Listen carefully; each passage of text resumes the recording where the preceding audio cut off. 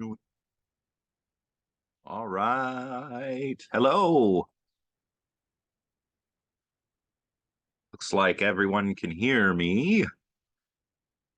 Um, well, of course, we still have a few minutes before we get started properly, so we'll wait for the others, and then we'll kick things off at 2:35.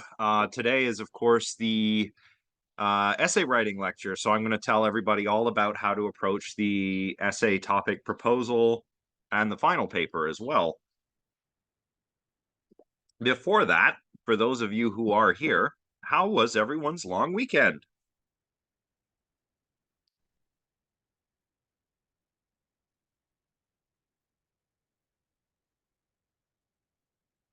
Yeah, yeah, it's hot right now. Oh,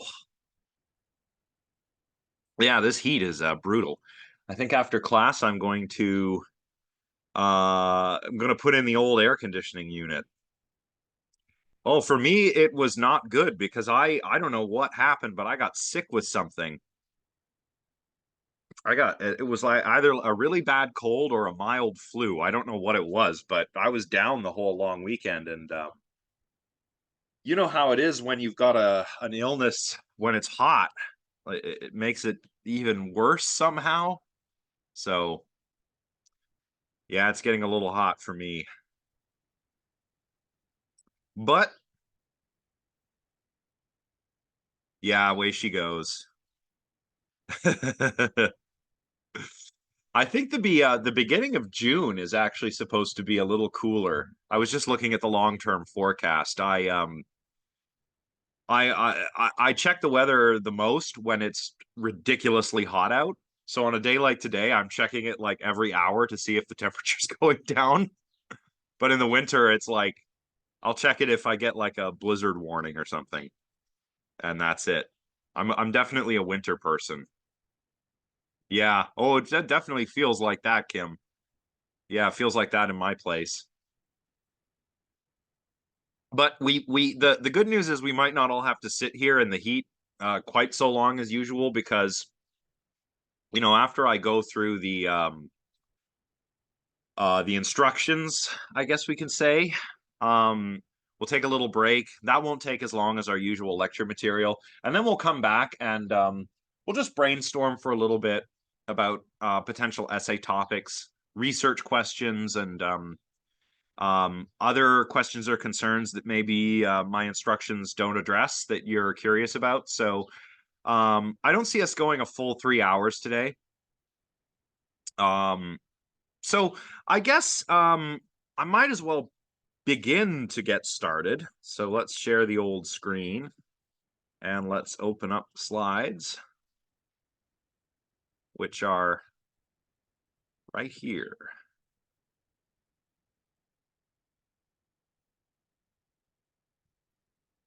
Right. Get all this stuff out of the way here.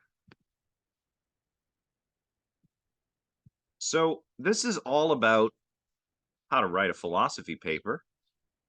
How do I make this slideshow from the beginning? So I like to do this because I sort of have a certain uh, I guess I have a certain set of expectations for papers like this. I want to make sure that you all know what those expectations are. I want to make sure that you know what the job of a philosophy research paper is. Because you are going to be writing a research paper, which means you're going to be um, presenting an argument and supporting it with evidence that you have to go and find. So research in that sense.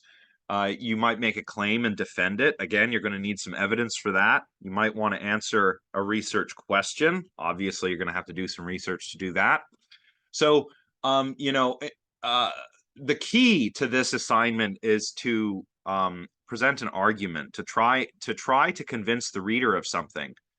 That's what the word essay means, right? Essay comes from the French, which means to try or to attempt. What you are attempting to do with an argumentative or research paper like the one you'll be writing here is to convince the reader of the core claim of your paper. And I am the reader.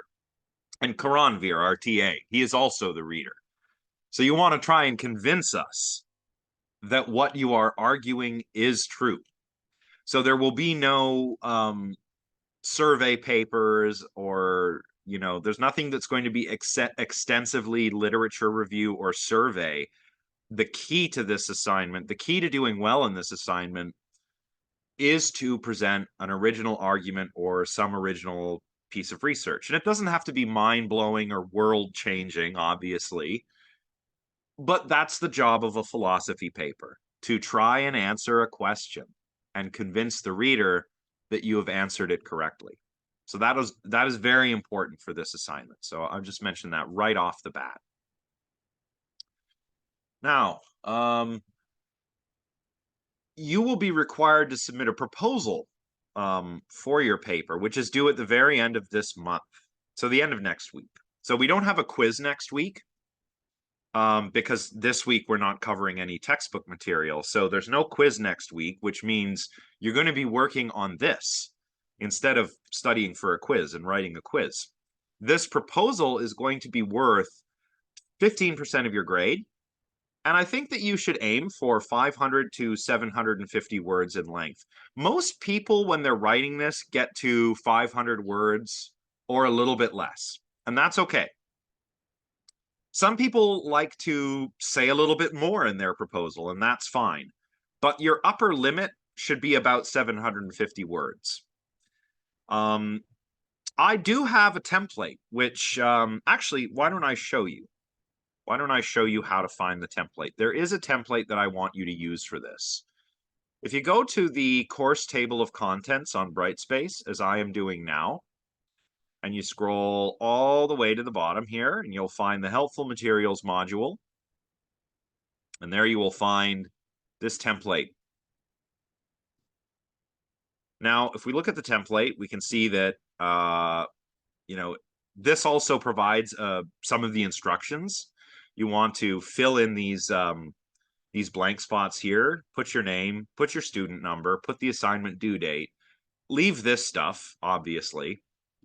Give your proposal a working title, delete these instructions when you're done.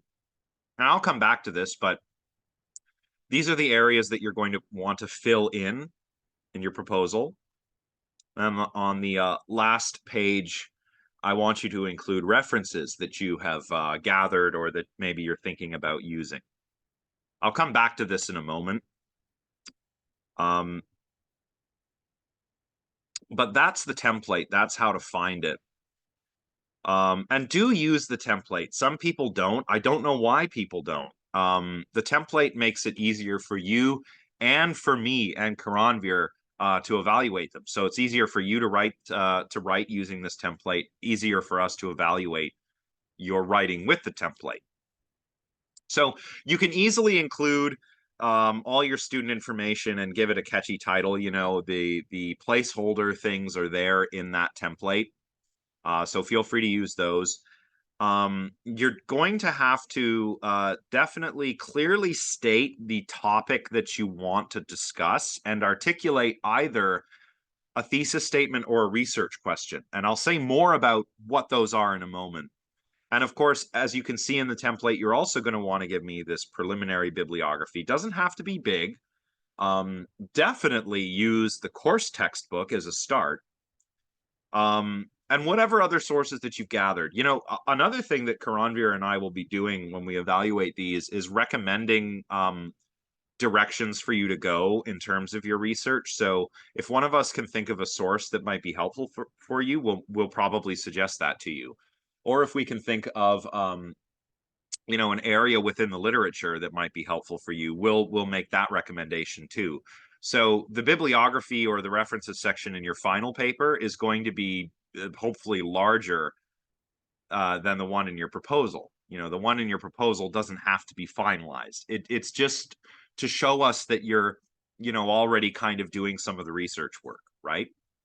So this is how you approach your proposal. You need to do four things, including the bibliography. You need to identify an area of interest, and that can be absolutely anything related to the topic of this class, which is philosophy of mind. Then you have to identify either a research question or a thesis statement. Then you have to tell me your plan of attack. So I'll go back to the template here just to just to kind of explain this a little further. So if we take a look at our template, let's center this a little more. So the area of interest is supposed to be, as I've written here, the general topic or the area of scholarship or area of inquiry that you want to write your paper about. You can absolutely choose something that we've covered in class. That's encouraged. Or you can pick something that we don't directly address in class that is related to philosophy of mind or something like it. So philosophy of psychology or cognitive science or the philosophy of cognitive science. Anything that is related to the mental and to asking fundamental questions about the mental is fair game. So you want to identify, in between I'd say 2 or 3 sentences minimum, your area of interest. Now, for the thesis section, give me a thesis statement or a research question. What is a thesis statement? Does anybody know? I mean, I know that a lot of you, the reason I go through these instructions is, some of you, sure, you've written a research paper before. So I'm not telling you anything new. But some of you might be coming from outside of the humanities, and maybe you haven't written a paper like this before. Sure, people in, I don't know, psychology write essays, but their essays are a little bit different. They're writing like scientific papers, right? We're doing something a little different here. So I just want to make sure we all know what a thesis statement is or what a research question is. Who wants to tell me what a thesis statement is? In the chat, Nirmith says a thesis statement is something that the paper is trying to focus on. Well, yeah, that's pretty close. Noah says it is what you are choosing to argue and the conclusion you came to. Yeah, that captures it, I think. I think of the thesis statement as the statement or the sentence that contains the claim that you want to convince the reader of. Yeah, like Janita says, it says what you're going to talk about and how you're arguing your point. Yeah, so oftentimes a thesis statement sounds like, in this paper, I will argue that, right? And then whatever you're going to argue. Another way to do this, and this is actually my preferred way, is to use the research question approach. So you pose a question that you want to answer in your paper, and then the answer to that question is your thesis, right? So if we go back to the slides, you can see, for example, I have this research question. Is substance dualism a good way to explain the mental? Research question. Simple, straightforward. It's a question. We're going to talk about it. We're going to address it. The answer to that question might look like this. It might look like, I will argue that substance dualism fails as a theory of the mental. That's an answer to my research question that works as a thesis statement. You don't have to use the research question approach. I think it's just a nice rhetorical device, and I like to use it myself when I'm writing, but you don't have to. You can go straight to the thesis statement. You could say a little bit about substance dualism, like, okay, for since the time of Rene Descartes, substance dualism has been discussed in philosophy, blah blah blah blah blah, and tell me a little bit about dualism, set it up, and then deliver your thesis statement. One thing that's very important, your thesis statement has to come at the beginning of your paper, like in the first or maybe the second paragraph, probably the first paragraph. You got to tell the reader right away. If you have a research question, you got to tell them right away, and you have to let the reader know the answer right away. You can't just pose your research question and then launch into your paper. You need to tell the reader right away how you're going to answer it. The rest of the paper works as an explanation and defense of your answer, of your thesis statement. So that is very important, okay? After you've articulated your thesis or your research question, tell me all about your plan of attack. What evidence have you got? How will you use it? What other sources might you use? What kind of argument will you use? I'll talk about different kinds of arguments in a moment, right? How do you envision your paper? Essentially give me a sketch. This doesn't have to be 100% bulletproof at this point. I want you to give me a sketch of your intended paper. You can think of it almost like as an abstract if you want.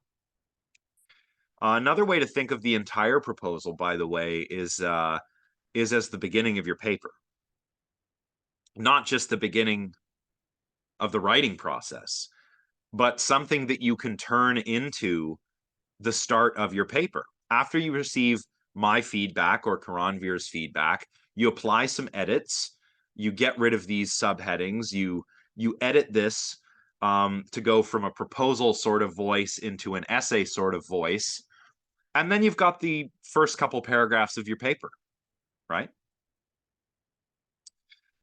So yeah, that's the basic idea there. Give me a sketch of how your paper's going to go. Any questions so far?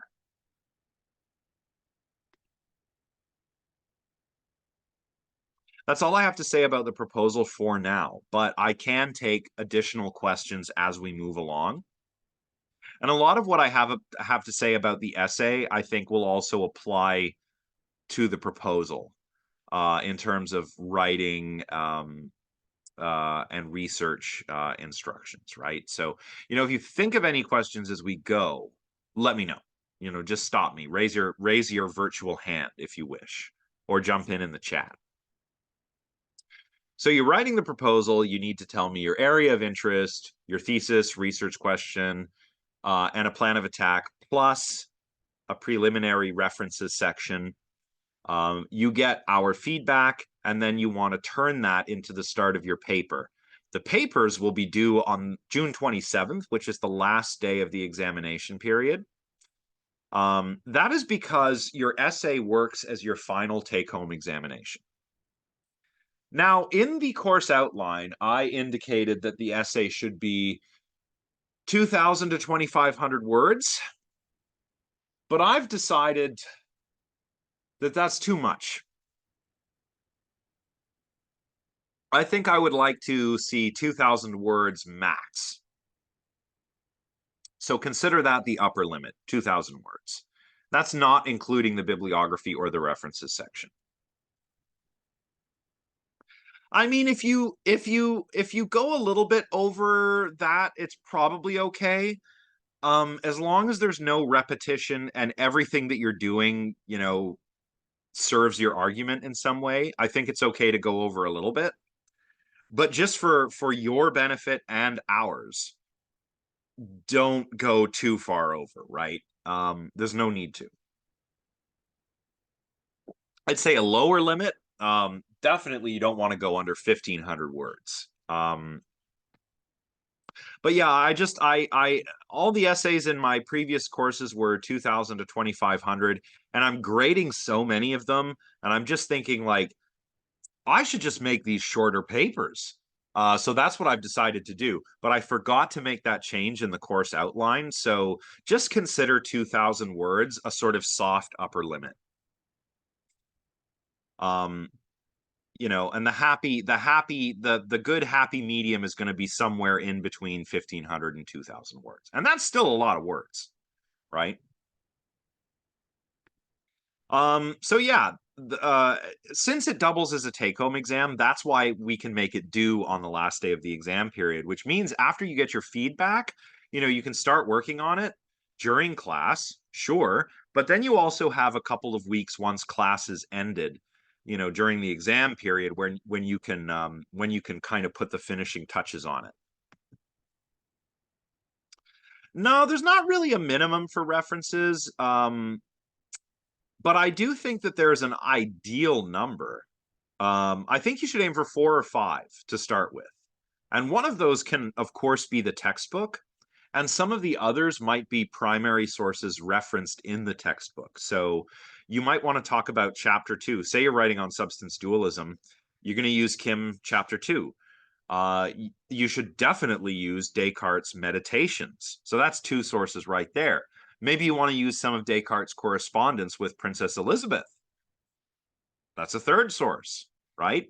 Maybe you want to get outside of the Meditations and look at the discourses. That's source number 4, right? So you can easily find sources, especially because, at the end of every chapter in Kim, he has recommended further reading.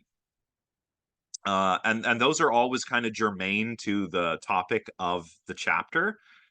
So you should have no problem finding references, right? So I'd say like 4 or 5 is a good to start. I don't really have like a minimum thing, but if I see that there's like only one reference cited, like if somebody only cites one reference and it's like my lecture slides, that's not going to look very good, right? You can cite my lectures, that's fine, but what you should be doing is citing the secondary and primary sources. So Kim and the sources Kim talks about, or other primary sources, depending on your topic. That's really what you should be doing. I'll talk about this more later, but I don't want to see encyclopedias, except for the Stanford Encyclopedia of Philosophy. That's okay. I don't want to see encyclopedias. I don't want to see Wikipedia. I don't want to see dictionaries as sources. I don't want to see YouTube videos. I don't want to see, um, you know, uh, SciShow. I mean, I like Hank Green, but it's not a scholarly source. I don't want to see Khan Academy. I don't want to see Psych2Go. I want scholarly sources. And believe me, you do too. You want scholarly sources in a paper like this. So because it's a final, I'm a pretty lenient instructor. If something happens during the course, like I realize it's a summer course, everything's compressed. A lot of people have stuff going on in the summer.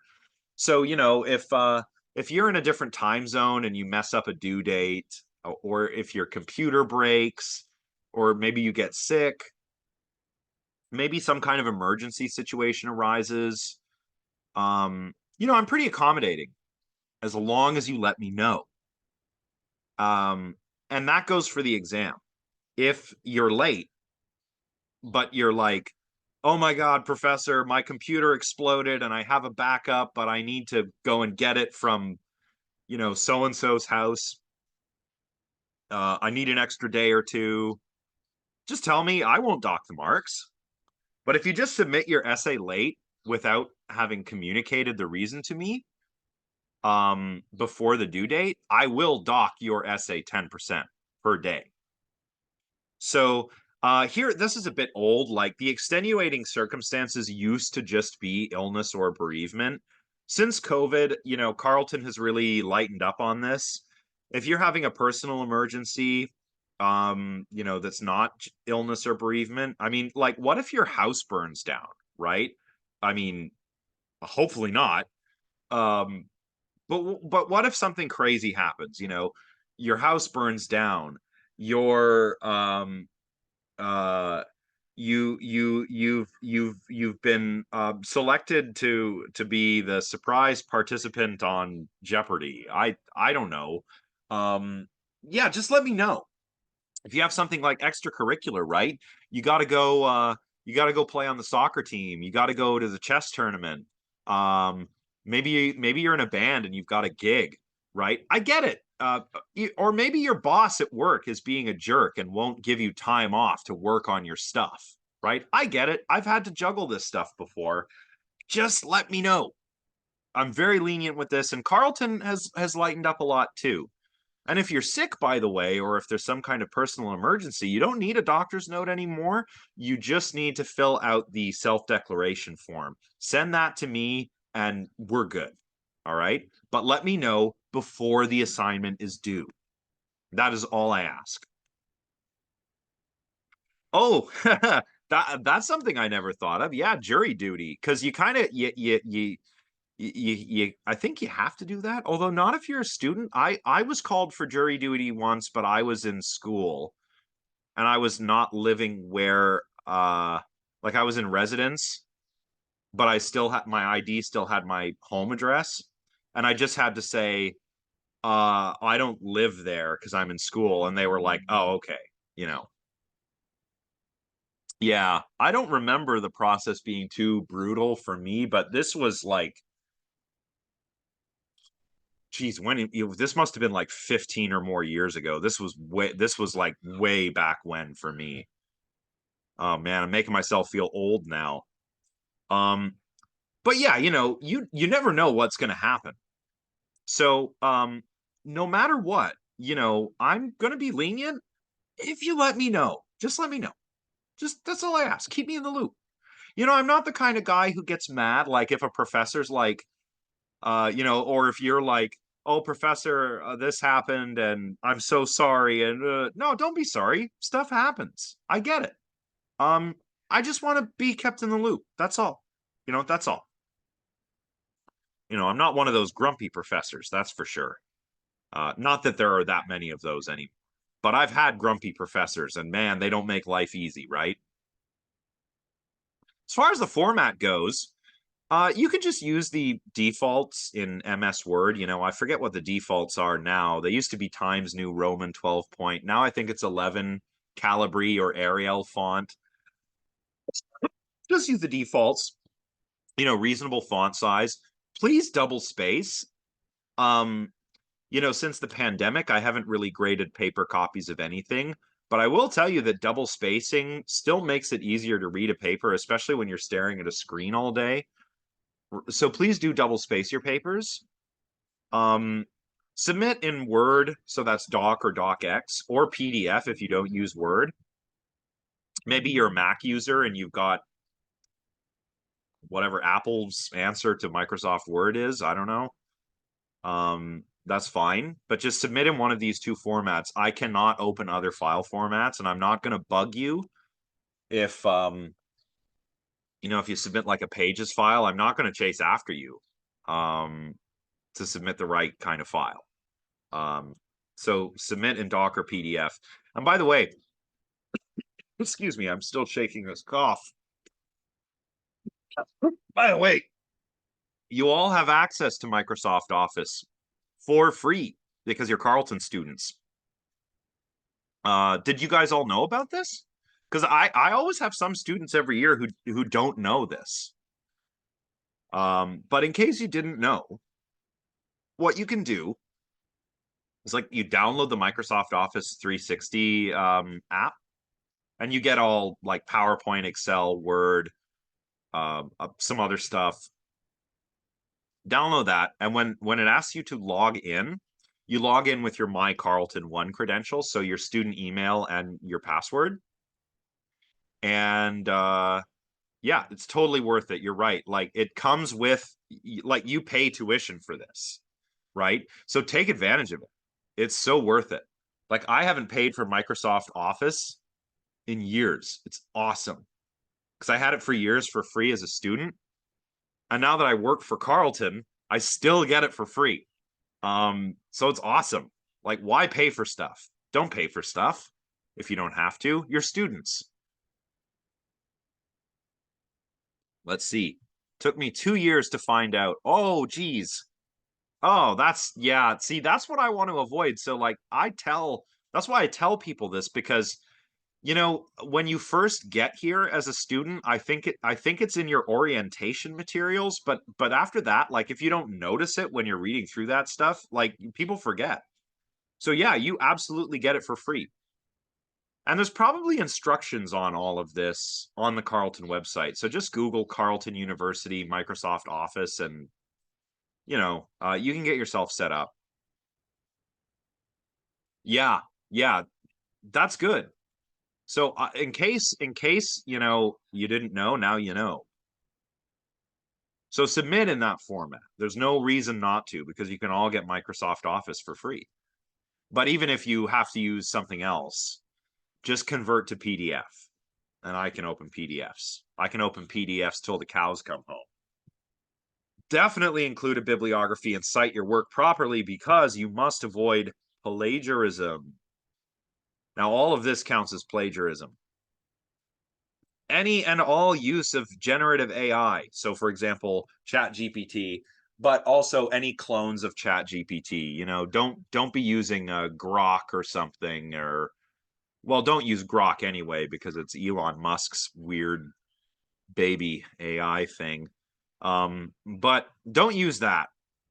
That is just plagiarism, plain and simple, because an AI is not an author.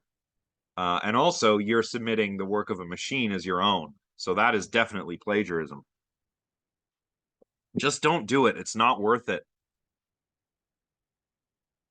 Yeah, but usually, so for the citation style, I recommend that you use APA. And in APA, you use footnotes to expand upon stuff, but not for referencing, typically.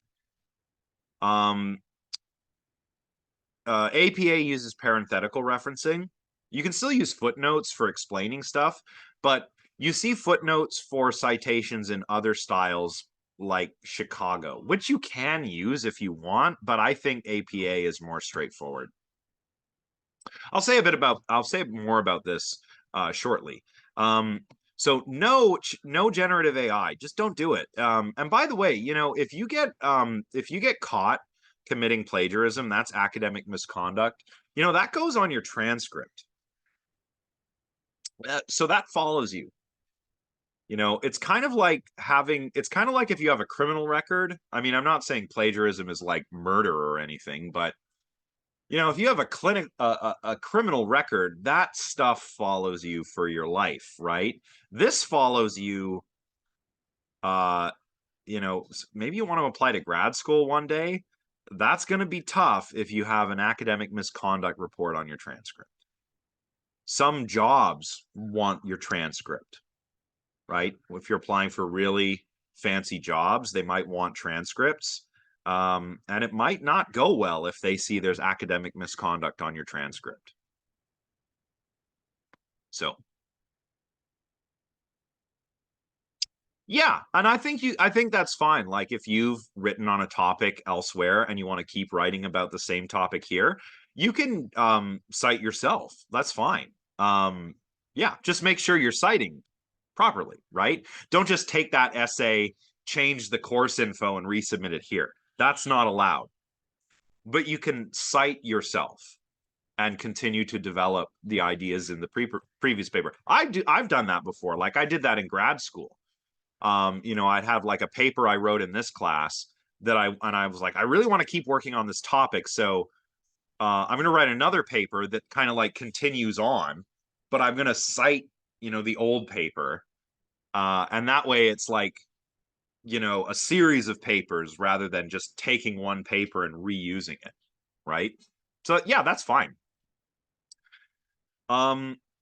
Definitely don't reproduce or paraphrase without proper citation. I mean, nowadays this is just considered improper citation, not plagiarism. But you should still cite properly, and I tend to be very aware of the difference between outright plagiarism, which is taking ideas that are not yours and presenting them as your own, and improper citation, which is usually just a mistake. You forget to close a quote or put a page number or put a reference. I get it. One of the reasons why we cite, a big one is so that if I'm reading your paper and I want to actually go check that you've done your research, I can do that. But another reason, is because it helps me evaluate how you understand the evidence that you're using. And it helps to distinguish which ideas are yours and which are someone else's. Right. So those are like three big reasons why we cite in papers. So don't submit anything you've worked on in another class here. You can refer back to it. You can quote passages from it. That's fine, but you can't reuse it. You have to always give appropriate acknowledgement, use proper citations, etc., etc. All of these, you can find links to all of these guidelines in the there's a policy statement on the last page of our course outline. And so there's a like an academic integrity link. You click on it and you can read all the fine details there. Here's a simple rule of thumb though: when in doubt, cite. Just to make clear what ideas are yours and what ideas are not yours, right? You don't have to excessively cite. Like if you cite, say, Descartes, in a paragraph, one citation is good. Unless you're drawing quotes from different pages, then you need to put the different page numbers every time. But you can just cite Descartes the one time, and then unless you bring in another source, it's understood that you've cited Descartes in that paragraph. But then if you cite someone else like Kim, so you cite Kim, then when you refer back to Descartes, you have to cite Descartes again, right? All of this is here in the style guide. So I recommend APA citation style, as mentioned. You can use a different one if you want, but be consistent, right? Don't start APA and switch to MLA or something. Don't get styles mixed up. Just pick one and be consistent. APA is recommended, though. Use this, please. Use the citation guide. This is the link to Purdue University's online writing lab. And in the helpful materials module, I've linked directly to the APA citation guide. So I should not be getting questions about how to cite things. All of that is in the citation guide. And it's quite clearly explained.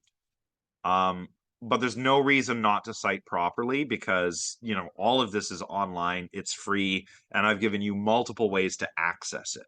So definitely check out that guide. The children are screaming again. I hope that it's not too noisy for all of you. Although I don't know, my computer might have some kind of sound dampening technology so that you can't hear children screaming. It's because I live next to that elementary school. So hopefully you guys can't hear anything. That's bugging the heck out of me. Now, any questions? Oh, good, good. Can't hear it. Good. I'm glad. I'm glad because it's terrible. They really scream. So if using a single source for a paragraph, would you prefer to cite it right away or cite it at the outside of the sentence at the very end of the paragraph? I guess the way I tend to do it is to cite right away. So like if I'm like writing a paragraph on Descartes' substance dualism, I'll say like according to Rene Descartes and then put a parenthetical reference. And then I'll go on from there. Um then I'll put other parenthetical references with page numbers if I'm quoting directly sort of throughout. That's how I do it. You could do it the other way. I mean, the important thing is just that it's cited. That's really what I care about. Because it helps me distinguish your ideas from others' ideas.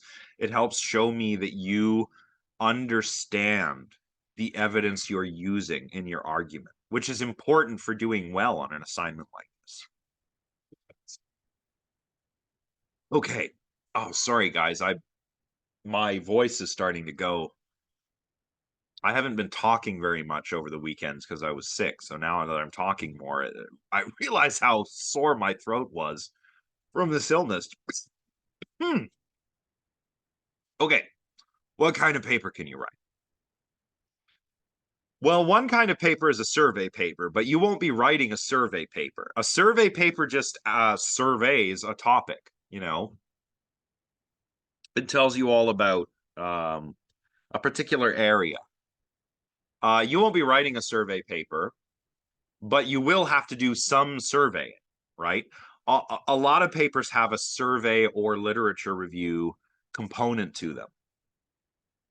So there's not going to be any survey papers per se, but you will need to survey some literature in order to make your argument. And here are three kinds of arguments that you can make. You can do a positive argument, which is what it sounds like. You argue for or in favor of a position. You could do a negative argument where you argue against a position. Or an adjudicative argument. You adjudicate between multiple different positions, maybe two, but maybe more. And then you arrive at your conclusion. Let's try and make some examples. So, what topic could you write a positive essay for? I know we haven't, we're only a few chapters into the book, so I get it. But consider what we've covered so far: substance dualism, property dualism, behaviorism. Talked a little bit about supervenience. We've talked like a lot about a lot of mentalistic terms, a little bit about propositional attitude psychology, right? So what can we do? Can we pick one of those things and make an argument? Let's say you wanted to make a positive argument for substance dualism. You're going to be defending the idea that substance dualism is a good understanding of the mental, a good way to understand the mental. Negative argument, you'd be saying the opposite. You would be arguing that substance dualism does not work as a theory of the mental. An adjudicative paper might look at multiple kinds of dualism. Maybe you would consider substance dualism and property dualism, explain the features of each, and then argue that one is better than the other, right? You see how that works? You can think of it like this way, and this is kind of silly, but think of this as a courtroom. If you're writing a positive paper, you're the you're like the prosecutor. If you're writing a negative argument, you're like the defense. And if you're writing an adjudicative paper, you're like the judge.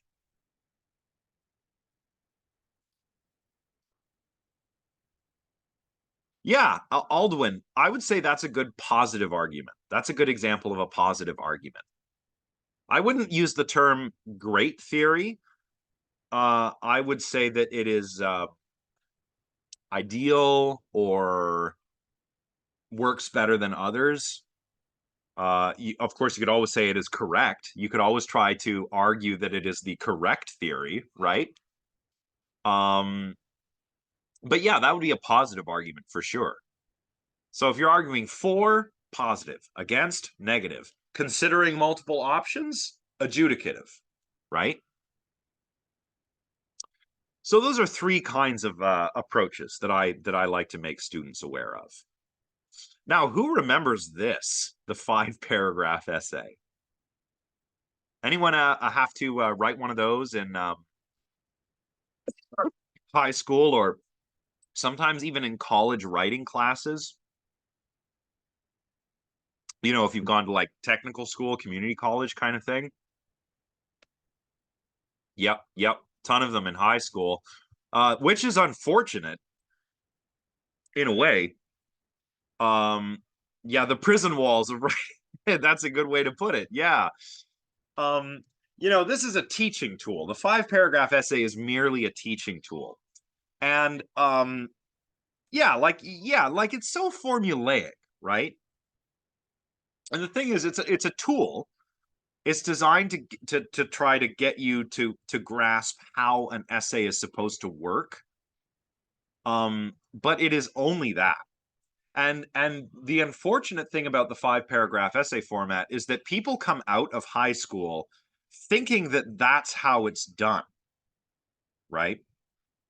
It's kind of like, if you're like, think about when I play music, as you guys know, and I remember learning songs, and when you're learning a musical instrument, most of your stuff is in the key of C because it's easier, right? It's all white keys on the piano, no accidentals, sharps and flats. These are what we call accidentals in music.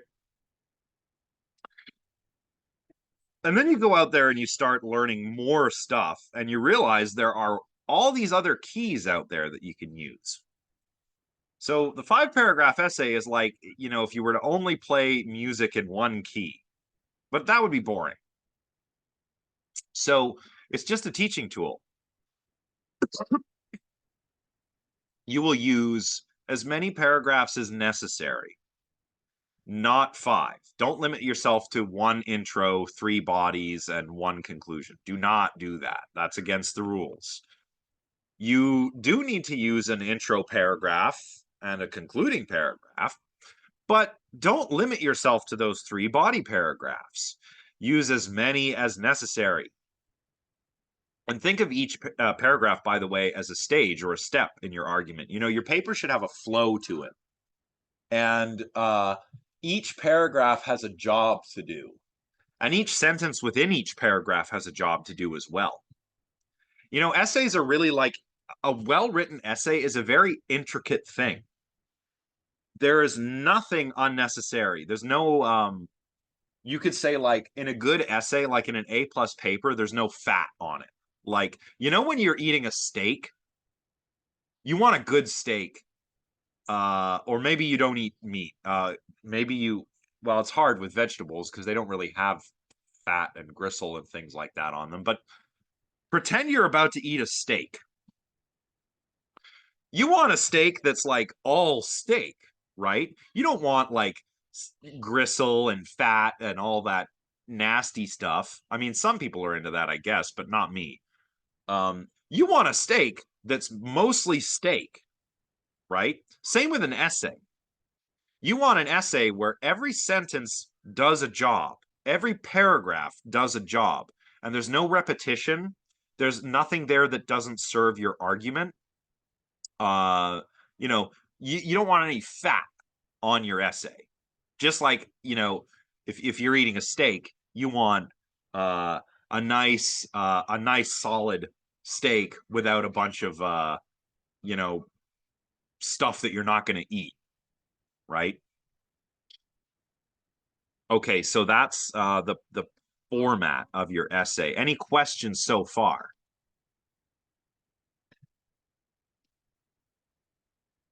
Yeah. Well, you know, some it depends who you're reading, I think. You know, some philosophers almost go the opposite way. I mean, and that's kind of almost one of my complaints about Kim.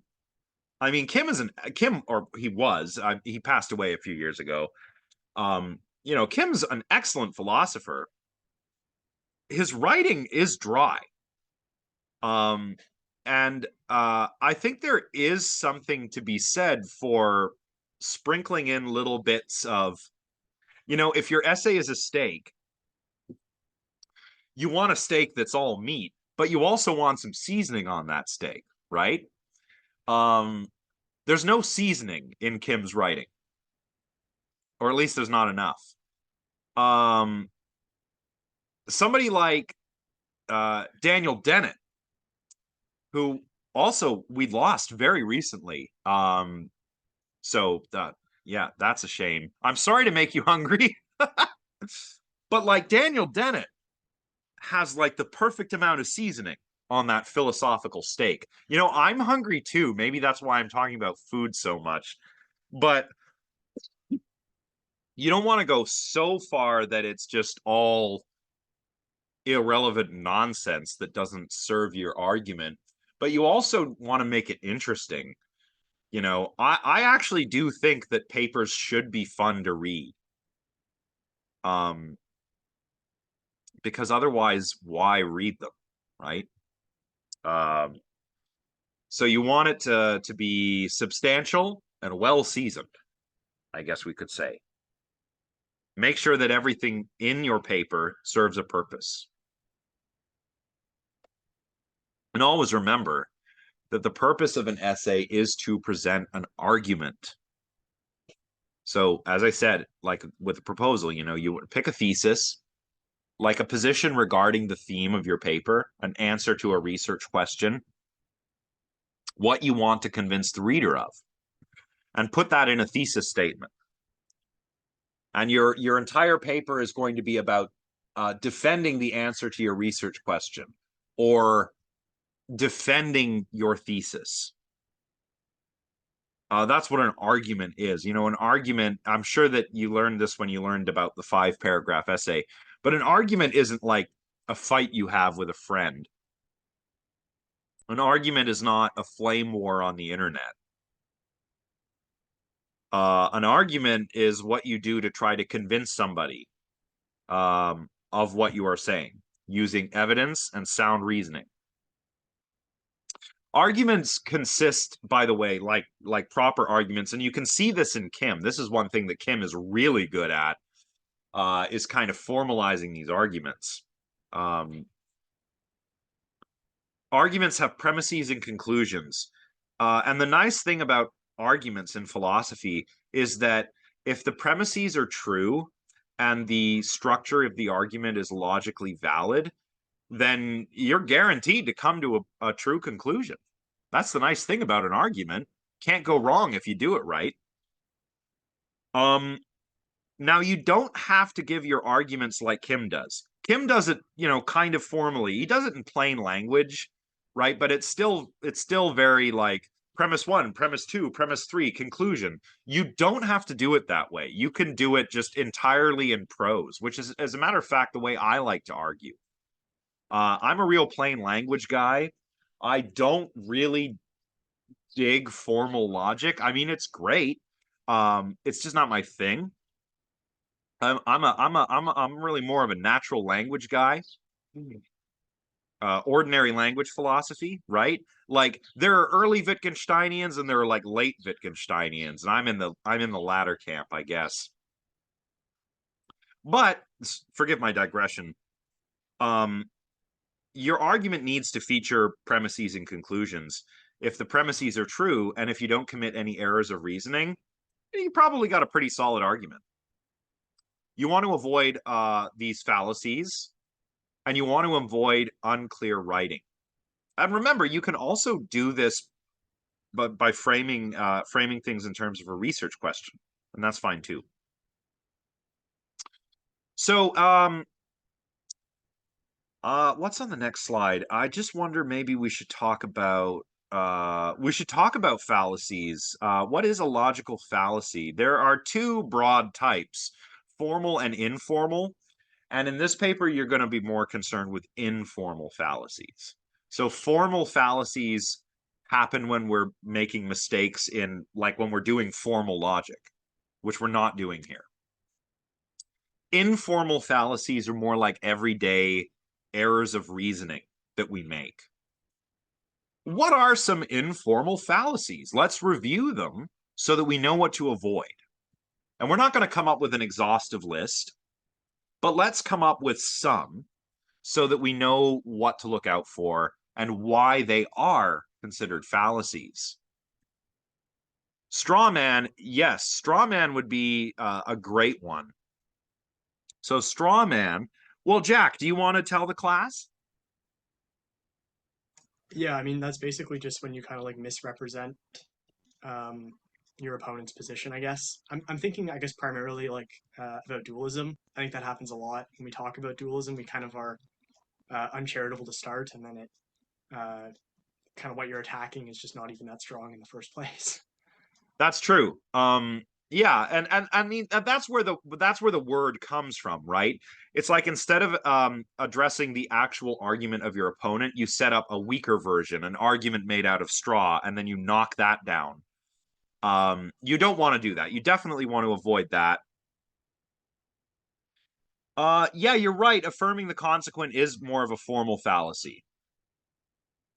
And people who aren't very good at logic tend to make these mistakes, like affirming the consequent and denying the antecedent. They tend to make these mistakes more informal settings, but not in informal settings. And that's kind of what the Ways and Selection task shows. But that's way we're getting a little off topic. But yeah, I mean, if you're gonna do a little formal stuff, watch out for that. What are some other informal fallacies?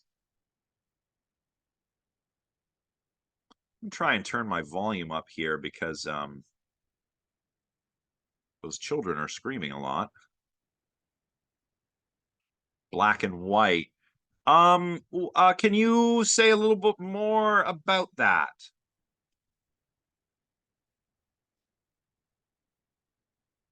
Is that kind of like false dichotomy? Like a false dichotomy? Yeah, like a false dichotomy. Yeah, okay. So it's either A or B. Well, maybe there are more options than A or B. So we call that a false dichotomy. There are real dichotomies, but there are false ones too. And if you characterize something as dichotomous when it's not, then that's the false dichotomy. Yeah, that's a good one. What are some other ones? There are a few. I want to make sure we cover a good number of them. Begging the question, yeah. Ad hoc, yep. So begging the question, I want to make very clear. Um, there's two things here. Begging the question is a fallacy where one of the um where basically one of the premises is the conclusion that you're trying to prove. So what you end up with is a sort of circle. It's a circular argument. And the example that I always give is the Cartesian circle, right? You know, how can Descartes, why are Descartes' clear and distinct ideas accurate and trustworthy? Well, because God is not a deceiver. God guarantees the accuracy and trustworthiness of his clear and distinct ideas. But how does he know there is a God? He has a clear and distinct idea of God. It's a circle. So that's begging the question. So that's one thing. The second thing, do not use begging the question as like when what you should say is raises the question. In philosophy, and I'm sorry if this sounds pedantic, but in philosophy, begging the question is a technical term. If something raises a question, then you need to say, this raises the question. Because if you say this begs the question when all it does is raise a question, I'm going to dock marks for that because you're using a technical term improperly. Ad hoc is when you make something up out of whole cloth. You just make it up. Um, Ad hominem might, that's to the person where you attack the person and not the argument. This can be a bit tricky. You know, if the argument is what is at issue, attacking the person is a fallacy. If the person's character is what is at issue, it might not be a fallacy, right? But if in addressing an argument for dualism, like, you know, say you're arguing against substance dualism, and then you say something like, well, Descartes was awful because he thought animals were just automata and he cared nothing for their pain and suffering. Um, well, yeah, that's true, but it doesn't count against his argument for dualism, right? Um, what else? What else? What else? What else? Well, there's always the argument ad populum, where you argue that well, you appeal to a majority opinion or something like that. I mean, let me put it this way. Um, who has sold the most hamburgers ever? I'm sure you know. Who's sold the most hamburgers ever in the whole world?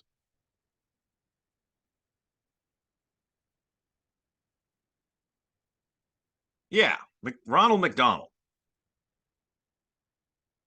Well, they must be good hamburgers then, right? They must be the best hamburgers in the world, right? Mm-mm. Terrible stuff. I mean, sure, you're going to scarf down a Big Mac every once in a while. But if someone says to me, do you want a hamburger? I'm going to make a hamburger that will kick the ass of anything McDonald's has to offer. You know, I can make it. Oh, I'm getting so hungry now. I keep talking about food. Um, but yeah, like anyone can make a really amazing hamburger at home. Just because McDonald's has sold the most hamburgers doesn't mean it's the best hamburger, right? And the appeal to authority is another good one. Uh, you know, like, oh, this argument must be true because it comes from Aristotle. Well, it may or may not be true. It's got nothing to do with whether Aristotle came up with it, but it has to do with whether it is a valid and sound argument, right? Has nothing to do with who came up with it. A related one to that is the genetic fallacy. An argument is that's the fallacy where we say an argument fails or succeeds because of its source, and the source doesn't have to be a person like Aristotle. It could be a book like the Bible, right? And that's the genetic fallacy. I should say though that sometimes an appeal to authority is okay if it's a legitimate authority. You know, like let's say I say to you, you got to cook your chicken so that the internal temperature is 165 C or Fahrenheit or yeah, Fahrenheit. You got to cook your chicken that way. And someone says, "Oh, well, who's telling you that? Big chicken? We don't trust them. Maybe the government? Like, maybe you get one of those tinfoil hat people, right? And they're like, "Oh, I don't trust the government to tell me how to cook my chicken, man."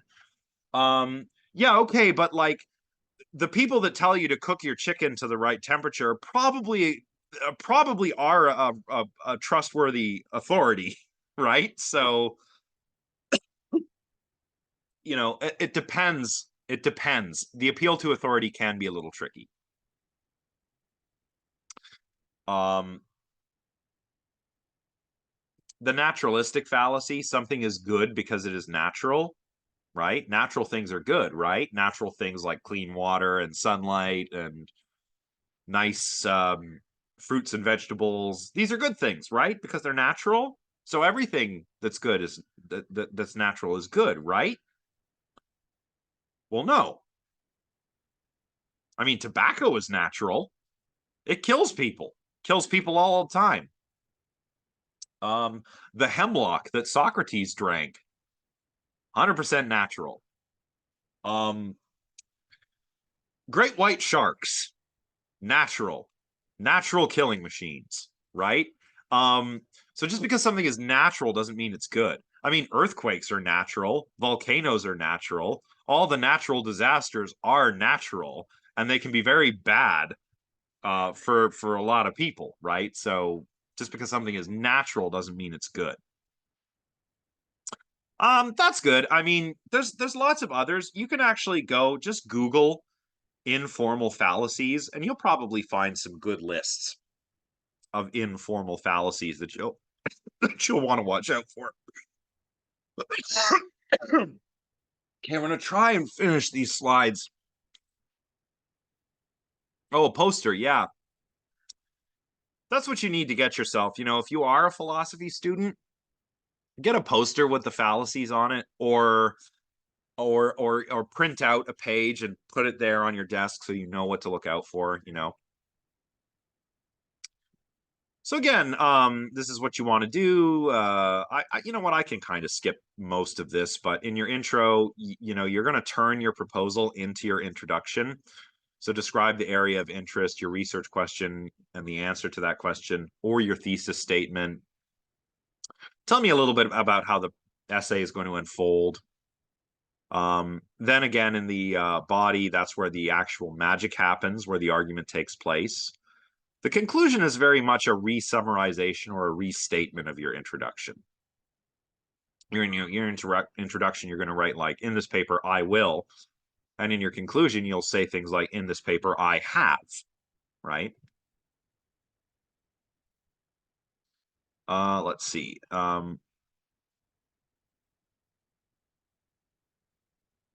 Well, yeah, I mean, the proposal's kind of like a sketch slash plan.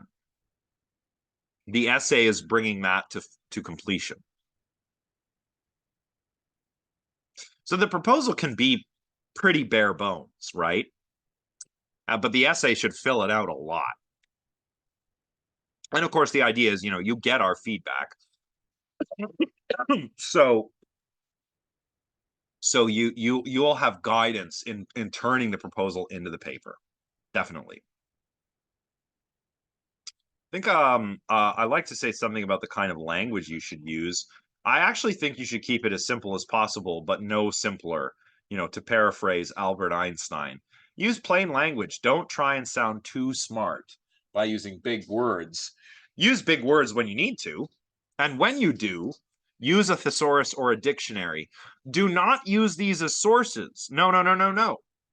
Use them to decide what words to use, sure, but don't use them as sources. They're not to be used as sources. They are to be used as writing aids. So I want to make that very clear. Oh yes, Noah, you can absolutely use personal pronouns. In fact, I want you to. I think that's the proper way to write. Deborah says, after we submit, we really get into the essay. Yeah, you can change your topic. All I ask in that case is you let me know of the change. And then if you have any questions, ask me.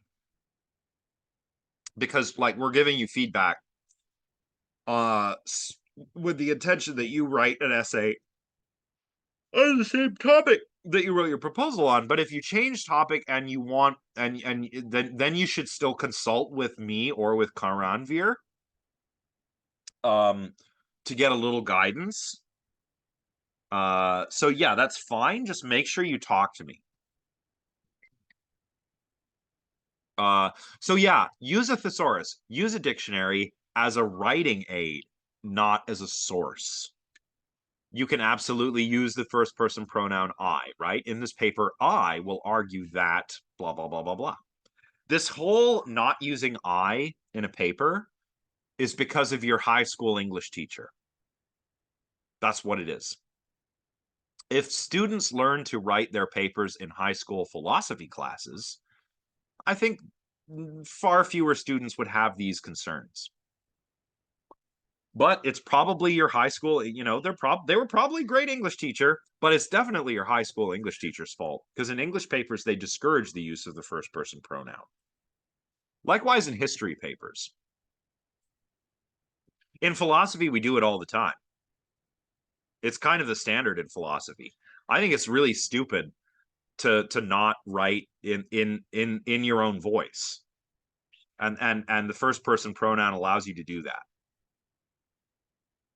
But you can use the third person. This essay will argue that, right? You can do that. That's fine. If that's what you're used to, go ahead and do that. If you're fancy, you can use the royal we, right? So you can say, we shall argue that, blah, blah, blah, right? You can do that too.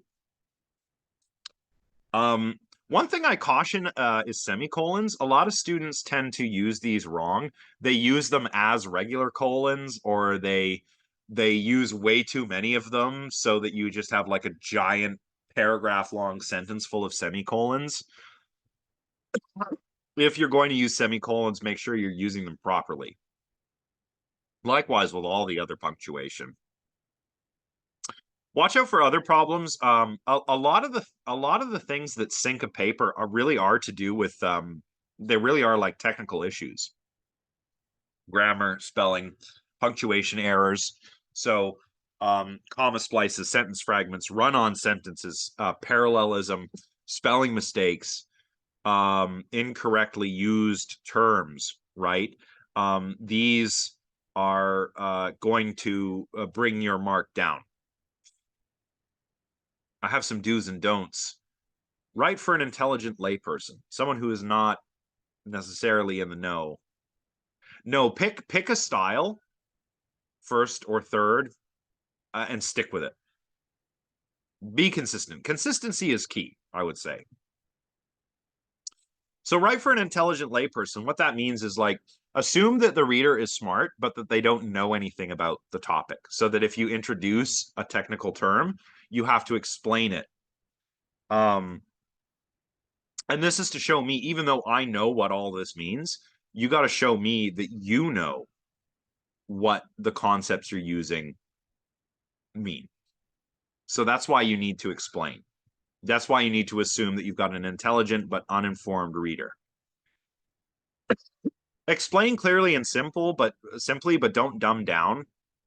And I really do encourage the use of inclusive language, he, she, they, one, rather than exclusively he, because there are not just men, women do philosophy too, Use terms like humanity instead of mankind. You know, you use the inclusive stuff. Make sure you use technical terms properly. Can you think of anything else that you might want to make sure that you do in the paper?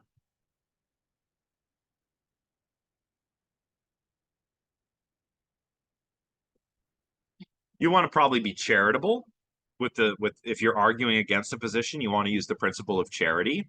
You know, that means assuming that the person whose work you're talking about is acting in good faith and that they are, you know, saying things they believe to be true. Assume there is as much truth as possible in what they are saying. A couple of don'ts, you know, avoid other fallacies. The straw man is a big one in undergraduate papers, but all the other informal fallacies we covered, make sure you avoid those. Don't use these silly sweeping overgeneralizations like since the beginning of time or since the dawn of man, because not only do they sound cheesy, they're also wrong. You know, since the beginning of time, mankind has wondered about philosophy. Well, no, we haven't. The universe is 14 billion years old. We've been around for a fraction of a fraction of a fraction of a fraction of a fraction of a fraction of that time. We have not been wondering about philosophy since the dawn of time. So watch out for those incorrect, bad phraseology kind of instances too. Like uh, there's a lot of little things that bug me that I see. Uh, you know, things that you need to watch out for are things like the difference between further and farther. Who knows the difference, by the way? Who can explain that for everyone, for the class? The difference between further and farther.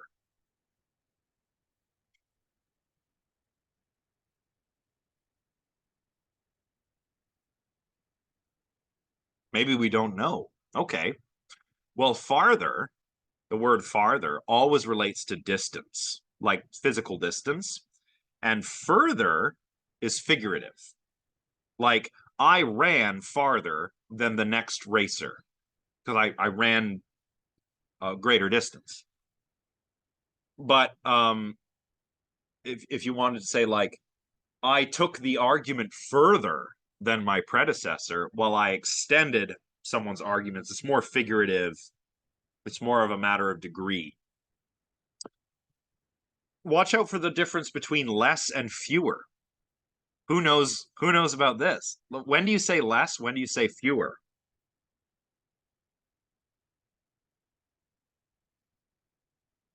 Like if I say something like there are less students in class today than there were yesterday, is that grammatical?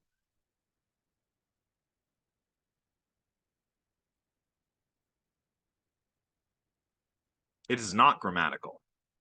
There are fewer students.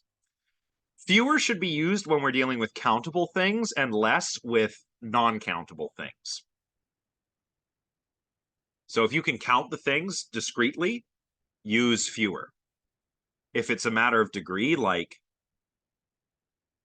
temperature or something like that, um, use less. Obviously, be mindful of the differences between the three different theirs, like they are, there as in over there, and then theirs as in theirs. The difference between yours, like this is yours, and your as in you are. What are some other good ones to watch out for? One that really bugs me is we as humans. That's probably the thing I hate to see the most because it's redundant. You can say we humans, we can say as humans, but don't say we as humans. It really bothers me.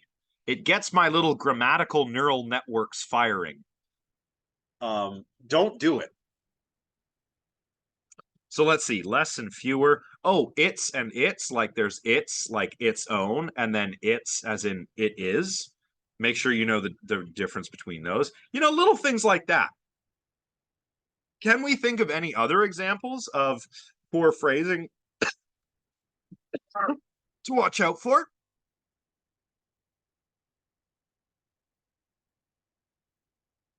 Maybe not. Maybe the heat's frying everyone's brains. Oh, yes, that's a good one. So these are Latin abbreviations. So make sure you use your Latin abbreviations properly. E.g. is a Latin abbreviation for example. So when you're introducing an example, use e.g. I.e. is a Latin abbreviation which means that is. So whenever you could write in English that is or that is to say, you can swap in IE. There's these. Yeah, you can also use it that way. Yeah, you can also use it that way, Janita. Um, these, which is namely, um, those are probably the only ones that you really need to worry about at this level of writing. But the main one to be clear on would be the difference between EG and IE. EG is for example, and IE is that is, or in other words. Um, why don't we take a break? Because I have to plug my computer in, and my voice is getting a little strained. Oh God, no, Michael, no. So that's a good example. Yeah, don't.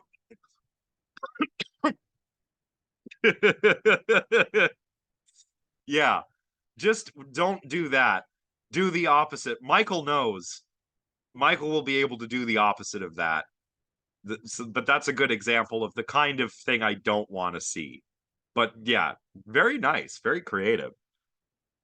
So let's pause until 4 p.m. Or no, 4:05. We'll come back at 4:05. Um, and we'll finish off our lecture, and then maybe we'll brainstorm for a few minutes. Okay, I'll see you all at 4:05.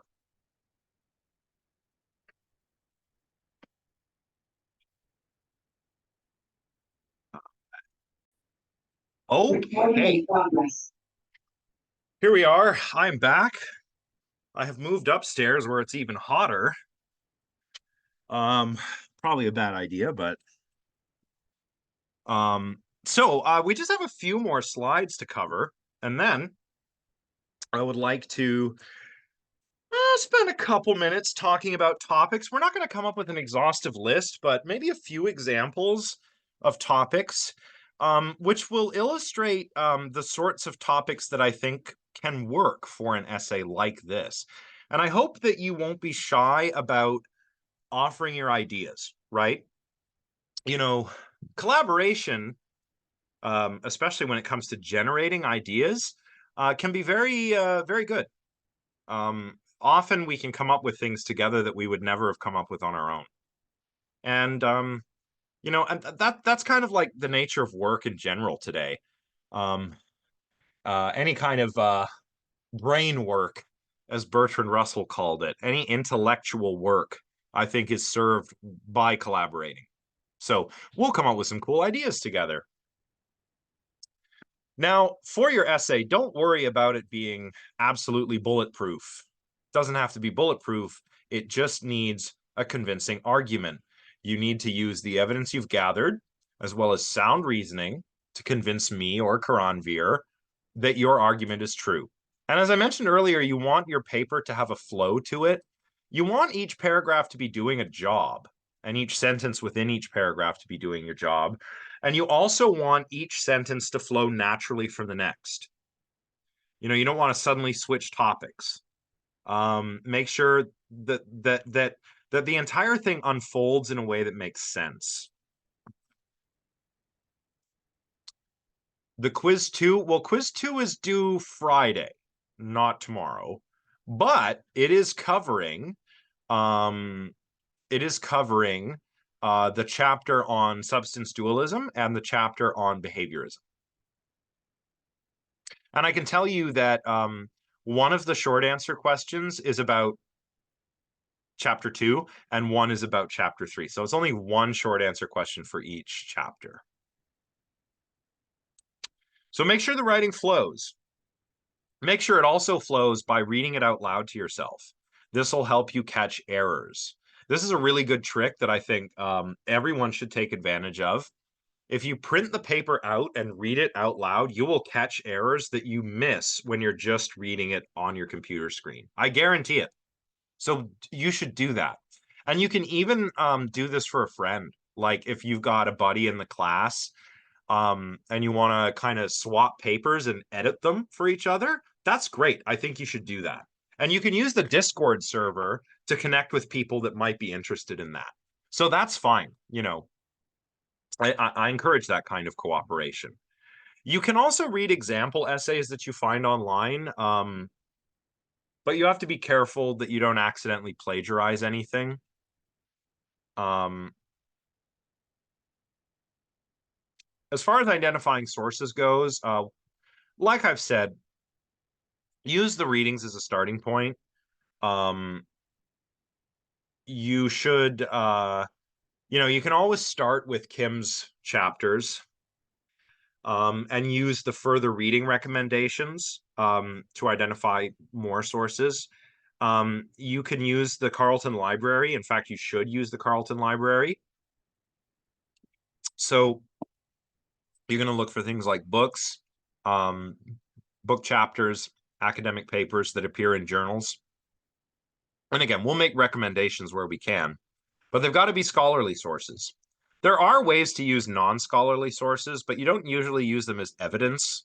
You usually use them as examples, right? So one example I always use is, a lot of people listen to podcasts these days. I don't. I think most podcasts are terrible, but I listen to Mark Maron every once in a while. But anyway, people will, cite something like a podcast or a YouTube video as evidence. That is not good to do. Um, if you cite the Joe Rogan experience as evidence, uh, that's not going to work very well because it's bad evidence, right?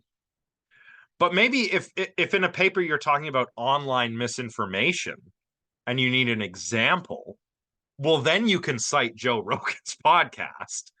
You can be like, look at them talking about this thing where they're getting something wrong, right? That's an example of online misinformation. You could use it like that, but you can't use it as evidence in an argument. Um, so, and with YouTube videos, maybe you want to cite, maybe Dan Dennett gives a lecture on philosophy of mind, and that lecture is on YouTube.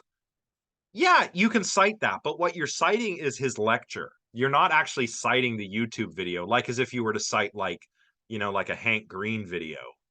Um, and like I said, Hank Green's great. It's just not a scholarly source. It's popular science. It's not academic, right? It's good. People learn a lot from it, but it's just not the kind of source you want to use. So you can't cite that kind of YouTube video, but you could cite, a lecture from a famous philosopher that is on YouTube. You could do that, right? Don't cite Wikipedia, please.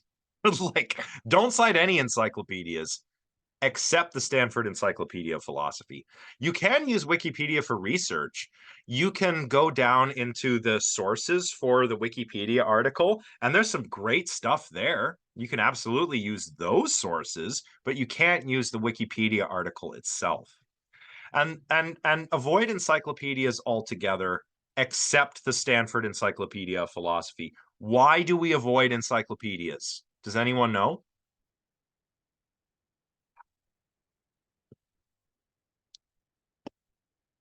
Anyone want to take a guess?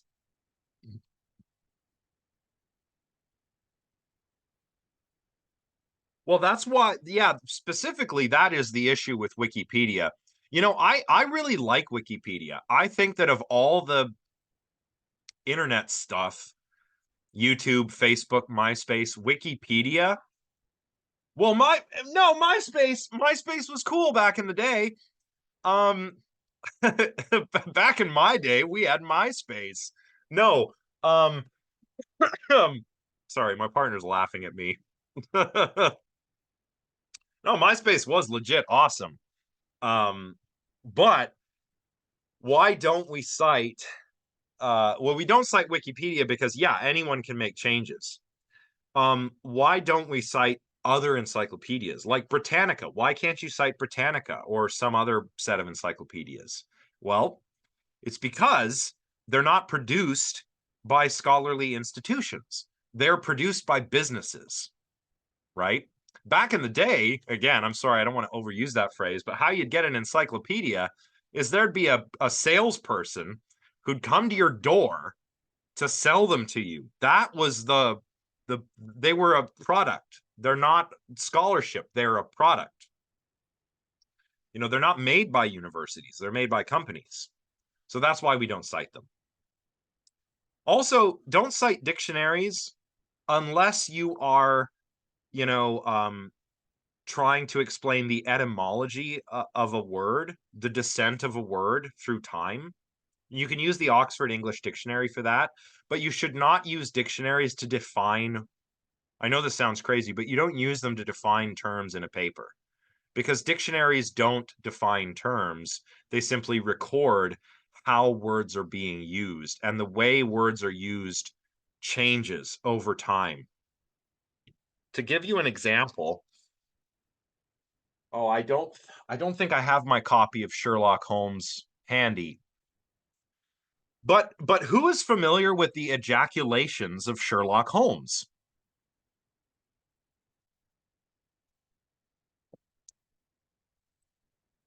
I hope nobody spat out their beverage on the computer keyboard when I said that. No, who's read Sherlock Holmes? Anybody read any Sherlock Holmes by Sir Arthur Conan Doyle? Oh, well, you should. It's great. But you'll read it, and it's written in, Victorian and Elizabethan English. And, Holmes and Watson are talking, and all of a sudden, you'll read something like, "Ye gods," Holmes ejaculated. And to a modern reader, you're like, wait, what? What did Holmes just do? Well, in the 19th century, that word meant to exclaim loudly, not what it means today. Um, so words change over time. That's what dictionaries record.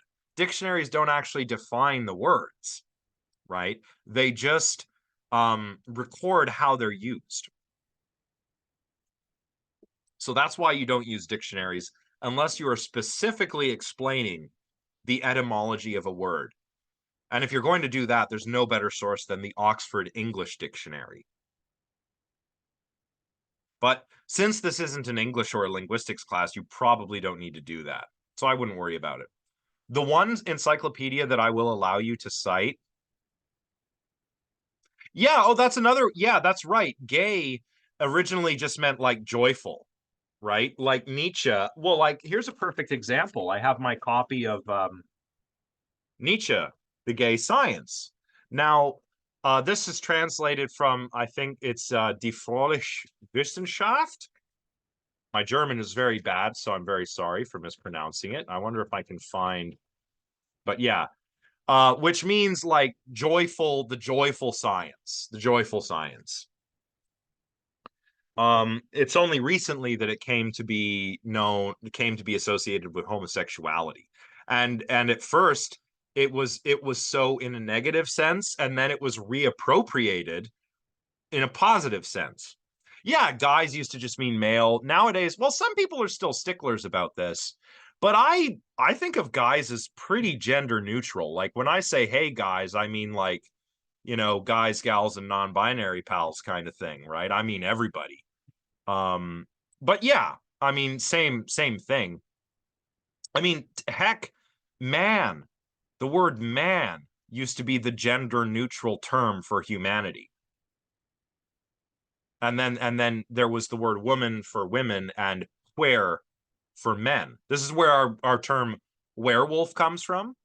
It means man wolf. It comes from Old English, where the word man meant human and where meant male person. So yeah, words change over time, right? But you can use the so the one encyclopedia that I will allow is the Stanford Encyclopedia of Philosophy, because that is administered through a university, and a good one at that, and it's written by philosophers. So you can use SEP. That's it. No other encyclopedias. It is a great source. Okay, so a little exercise. You can try something like this if you want to come up with your paper and write a good turn your proposal into a paper. Maybe you picked your area of interest. Maybe it's dualism. So you want to maybe frame everything with a research question, which again is the way I like to do it. So you come up with a research question like, is substance dualism a good way to explain the mental? You give the answer right away. In this paper, I will argue that substance dualism is not a good way to explain the mental. So here I'm putting together a negative argument, and I've let the reader know right away what my argument, is going to try to convince them of. So this answer to my research question is my thesis statement. Then frame this. Use some discussion, set it up, use contour sentences to start, from the broad area of interest to focus down like an upside down pyramid. So maybe something like this. Mind-body dualism is one of the oldest ideas in Western philosophy. Plato, for instance, advocated a form of mind-body dualism. And here is the Latin abbreviation for confer. So I confer Phaedo. And you can go and get your copy of Phaedo and read about Plato on the soul and see how he endorses dualism. Oops, typo. The form of dualism which concerns us here, however, is Cartesian dualism or substance dualism, named after its originator, Rene Descartes. Okay, so we're getting narrower and narrower, right? So now I'm going to gradually narrow to bring my thesis into focus. While philosophers from Plato to Descartes have argued in favor of some kind of mind-body dualism, few substance dualists exist today. The reason is that, as I will show in this paper, when it comes to explaining the mental, substance dualism raises more problems than it solves. Until finally I get down to the bottom of that upside down period. In this paper, I will argue that substance dualism is not a viable way of explaining the mental. Lastly, first of all, everyone sees how that works, right? You go from, in your proposal, you've got your area of interest and your research question and thesis statement. And then once you've got the feedback, you need to go from the area of interest, which is broad, and write a paragraph that does that upside down pyramid trick and gets you down to the thesis statement. And then your plan of attack might be like your second paragraph. See how that works? Any questions before I talk about the grade ranges? What an A paper looks like, what a B paper looks like, etc.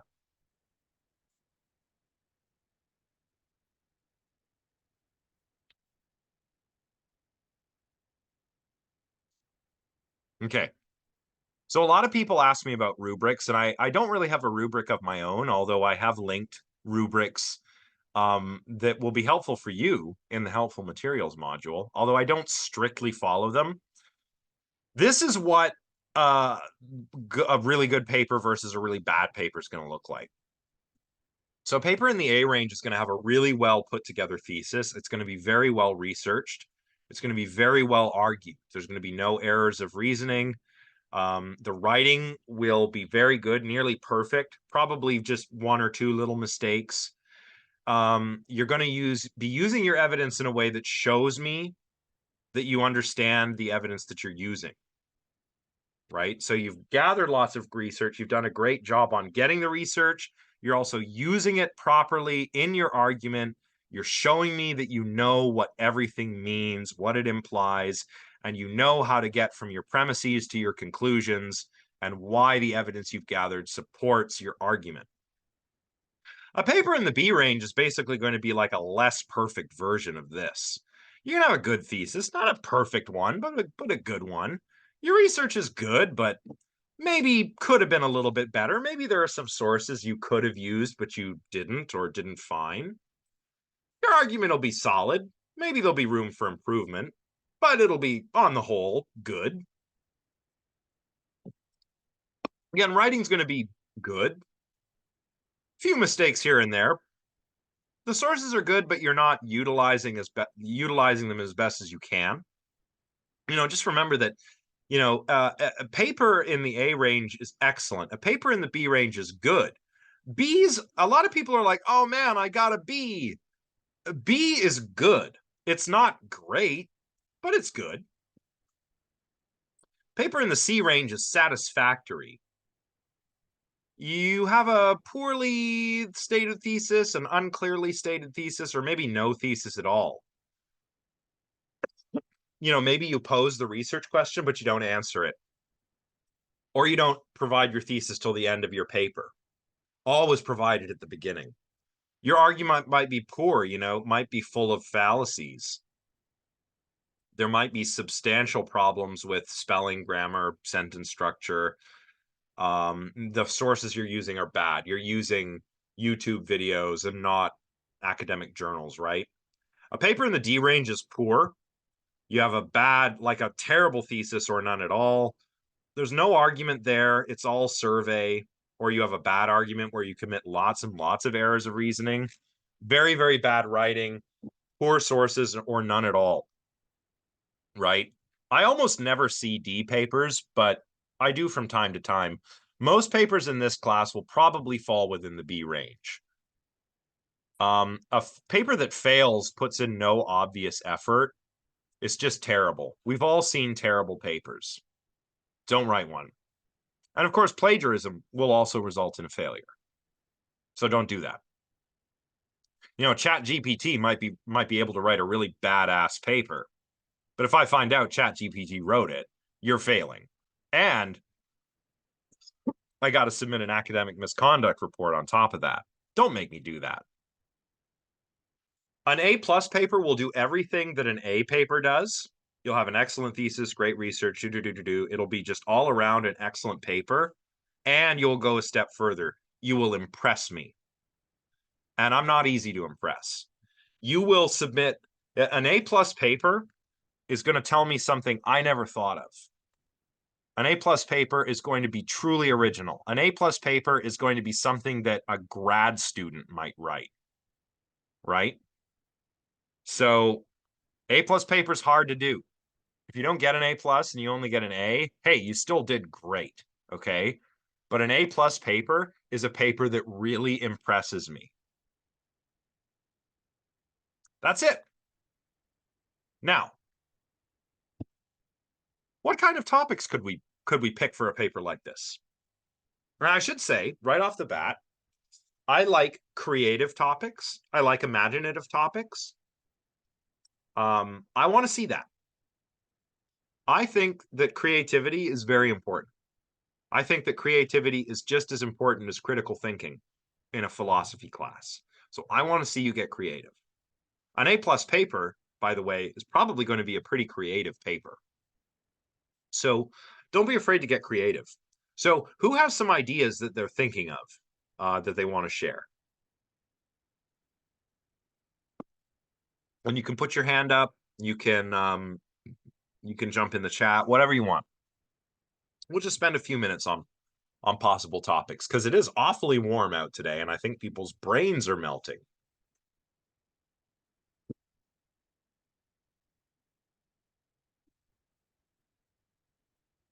Okay, so that's mine is only brain states. Yeah. So that'd be a paper on, like some kind of reductive physicalism, type physicalism or token physicalism, or maybe even eliminativism. You could adjudicate between those positions. So that's an excellent topic. Writing a paper to a show that I'm watching. which talks about what makes us human and what separates human and AI from each other. Yeah, you know what? The philosophy of mind, there's a lot of overlap with a lot of science fiction kind of ideas, right? And I think it's a good idea to use those as a sort of touchstone, if you like, as a sort of jumping off point. Um, by the way, Noah, what show is it that you're watching, if you don't mind me asking?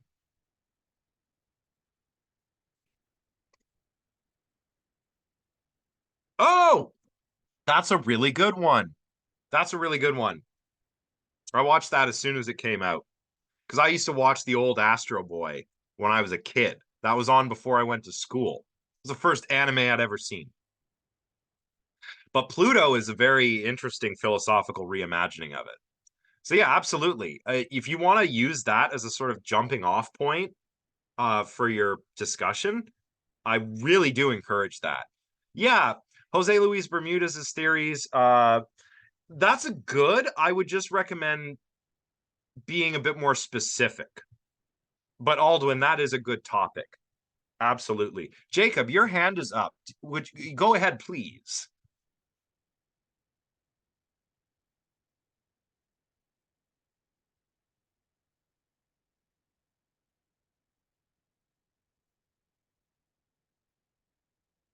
I'm not sure if you're talking or typing, Oh, can you Jacob. hear me? Yeah, I can hear you now. Oh, okay, sorry. I thought it was my charger caught on fire, so I have to use my phone. Oh, Uh, geez.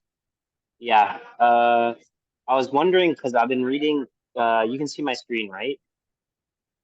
No, I can only Or, see. or you can see my face and everything, right? Yes, yes. Yeah, because I'm reading. Can you see my book right here? Seneca, good. So I'm Stoicism. reading. Yeah, I'm reading a lot about that, and I've already read Meditations, and I'm also reading Epictetus Discourses. So I was wondering for my essay proposal, I kind of want to do something regarding probably the ancient Stoics because I have a big interest in them. So I was wondering kind of like what I can do regarding Stoicism and kind of probably maybe kind of get some information that I'm reading Epictetus and Seneca right now, so I can take material from that and obviously the textbook, but I'm kind of having trouble on focusing on what aspect of philosophy of the mind that I can relate to the ancient Stoics and whatnot. Yeah, well, I'm not an expert on Stoicism, but there's a few possibilities that kind of come to mind. One is how the Stoics are all about suspending their judgment about stuff and kind of regulating their emotions. And so there seems to be, judgment, emotions, things like that. These are all mentalistic phenomena. So there's a lot of overlap. You could try to translate um some kind of account of Stoicism into sort of modern philosophy of mind if you wanted. Mm-hmm. Um, something like that might be a possibility. Again, I'm not an expert on Stoicism, so it's a bit tough to sort of see how that might look, but that strikes me as a plausible avenue for you to take. Um, something for you to think about. So thinking about modern philosophy of the mind, what do you mean by that though? So the Stoics did not, as ancient thinkers, to them the mind was just the soul. So what they're doing is very much like a care of the soul sort of thing. Care of the self is care of the soul. Um, but a modern thinker probably wouldn't be able to look at it that way. They would look at what the Stoics are doing as um, practicing different kinds of thinking, perhaps. Um, Yeah. so yeah, there's again, without really knowing too much about the Stoics, that's the one possibility that kind of strikes me. I'm sure there's more. And by the way, this kind of thing would be a great idea for the Discord server. Like Okay. if everyone wants, not just you, Jacob, but like if everyone wants to, like, here's my idea, and you guys all share ideas on the server, that's like the perfect spot for that to workshop stuff together. Um, Okay. but Yeah. yeah, but yeah, I'm thinking that's one possibility. Um, you can also connect stoicism with the emotions. Um, think of somebody like Martha Nussbaum, right? You can kind of do like that kind of approach. Uh, so that, yeah, those are two ways I think you could go with that. Okay, so maybe I can, what I'm like getting from that is maybe how the Stoics viewed emotions versus maybe someone in our textbook like Descartes, how he viewed emotions, and do kind of a comparison Yeah, analysis. yeah, Okay. that would be great. Or, given the way we understand the emotions today is much different than the way Stoic philosophers did in antiquity, you know, how can Stoicism work with modern understandings of the emotions? Um, that is something I'd be qualified to comment on because I teach on the emotions quite a lot. So, something like that would be potentially fruitful as well. All right. Thank you. Yeah, no problem. Jack says, oh, phenomenalistic idealism. Can you elaborate? Like a sort of like what is that? That's a brand of idealism I don't think I've heard about before.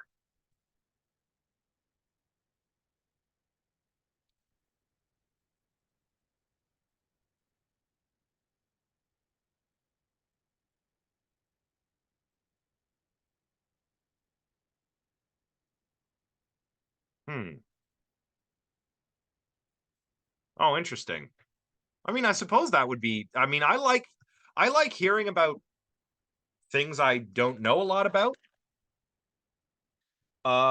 Yeah, fair enough. But if you decided to write on that, that would be pretty cool because one of the things that I think gets lost a lot um to both teachers and students is that I am also here to learn. So, um tell me something cool. Tell me something I don't know, right? So if you want to write on that, that sounds like a great learning opportunity for the student and the teacher, as it were. Um, Jack Reagan says any reading suggestions or info on the difference between an object and a substance. Well, it really depends on who you're reading, right?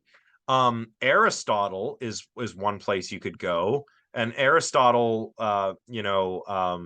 says that everything is kind of a substance. Like, I'm a substance, you're a substance, we're all substances, right? Um, Descartes has his dualism. Um, Spinoza and Leibniz were substance monists.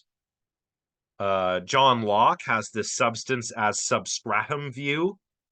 So substance is just, that thing to which properties inhere. And you take all the properties away and you've got substance, but what is substance? We know not what, he would say. Probably where you want to start is actually the Stanford Encyclopedia on this. You want to look up substance metaphysics or something like that on the SCP, and that's going to be a good place to start.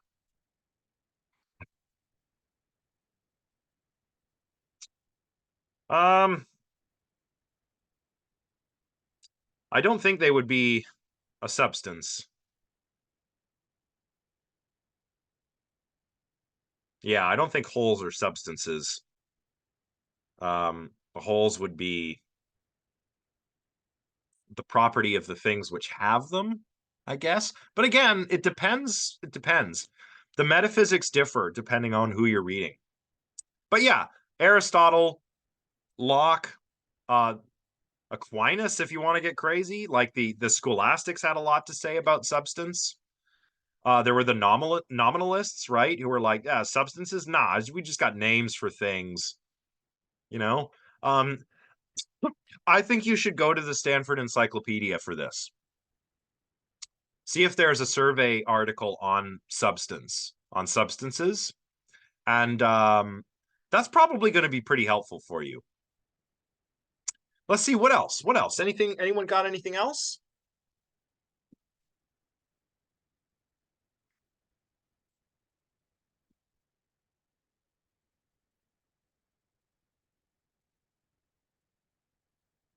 Well, I like to see really cool stuff like the sci-fi stuff, as I mentioned. A lot of people are interested in AI nowadays. You could obviously talk about AI. Yeah, okay, Brianna. So analyze a video game whose story is about AI to argue something about the philosophy. Yeah.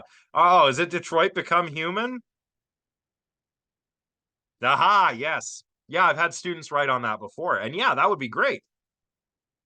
Because my own area of interest is philosophy of artificial intelligence. So yeah, I'd be really thrilled to read a paper about that. Absolutely. And again, there you have your science fiction sort of springboard, right? Into philosophy of AI and philosophy of mind. So yeah, absolutely. That'd be great. In fact, my partner played that game a few years ago. I've been meaning to play it ever since, and I just haven't. So I think that I should probably play it. Maybe I'll play it over the summer. Supervenience. Well, there might be different accounts of supervenience you could adjudicate between, but one thing that strikes me is to relate the idea of supervenience to another topic, like free will.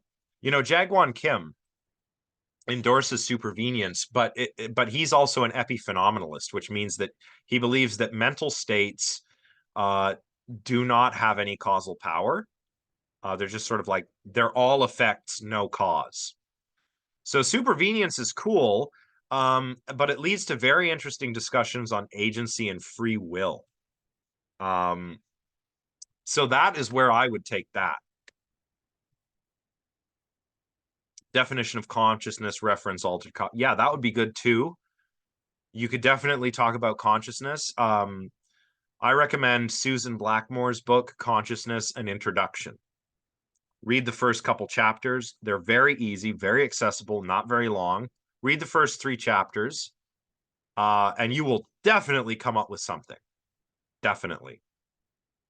The game, I believe, is Detroit Become Human. I'll type it here. It's about these robots that are, becoming persons, right? There's a lot of this, This is the most overused trope in all of science fiction, right? Um, Rossum's Universal Robots is the first one where the robots rebel because they believe they are persons and they rebel against their human masters. But there are antecedents to this. I mean, Frankenstein, obviously, and even further back, the Golem of Prague from Jewish folklore. Um,